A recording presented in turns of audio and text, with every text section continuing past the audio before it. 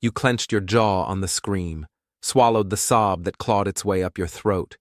You looked around, searching for help, but found only silence. So you carried it. You carried it all. You built your walls higher, became an expert at "I'm fine." You smiled through the pain because crying felt like failure. You mistook endurance for strength. You stopped asking for help, believed no one would understand, that your pain was too unique, too heavy, too much for anyone else to bear.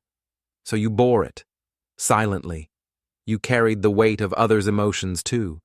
Their moods became yours to fix, their happiness, your responsibility. You forgot where they ended, and you began. You believed this was just how life was, that everyone carried this much, that needing support was a sign of weakness. You wore your solitude like armor, until it became a prison, but inside, where your heart should have been light, it felt like stone, cold, heavy, alone. And the only truth that echoed was, you are on your own. This burden wasn't just yours. It was a myth you were sold. The idea that independence meant isolation, that asking for help was shameful. It became your cage. It lived in your body. The chronic tension, the sleepless nights, the way you braced for impact before every interaction, expecting to carry the load again. Your nervous system was always on alert for loneliness. You believed your needs were too much, that your pain was too complex for anyone to understand. So you buried them, deep, where they festered into resentment. You mistook self-reliance for self-worth.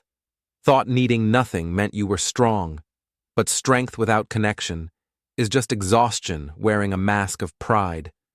This burden shaped your reality, made you avoid closeness, made you push people away when they got too close. You gave pieces of yourself away, because it required nothing of you. You normalized the ache, believed this was just how you were wired, that connection was optional, that your true self was meant to be solitary. You stopped looking for community. What if the loneliness you've been carrying wasn't a sentence? What if it was a signal, a whisper from the part of you that knows, we are meant to be held? Your need for support isn't a flaw, it's human.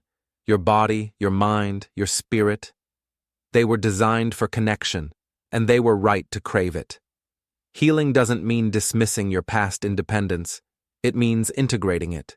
Seeing the child who learned to carry the world, and giving her permission to finally ask for help. You don't have to be perfect to be loved. You don't have to carry it all to be worthy. Real love celebrates your neediness, your vulnerability, your right to lean. Start listening again, to your body, to your boundaries, to that small voice that whispers, I don't want to do this alone. It's time to stop waiting for permission and start reaching out. Connection is not betrayal. Leaning is not weakness. It's an act of self-respect. It's choosing to honor the truth of your experience and reclaim your right to a supported life. You don't have to carry this burden alone anymore. You don't have to pretend. You don't have to be perfect. You can start right where you are, honoring the strength it took to survive and the readiness to receive. Let go of the story that you are meant to be solitary. Embrace the truth that you are deeply human, and deeply human beings thrive in connection and gentle support. You are not defined by the burden. You are not a failure. You are a complex feeling being who has endured, protected yourself, and still shows up. You are worthy of love, support, and gentle healing, exactly as you are. Healing is not about erasing the past. It's about rewriting its power over you, not to forget the protection of solitude, but to understand its role and reclaim your power to connect. The burden you carried was never yours to bear alone.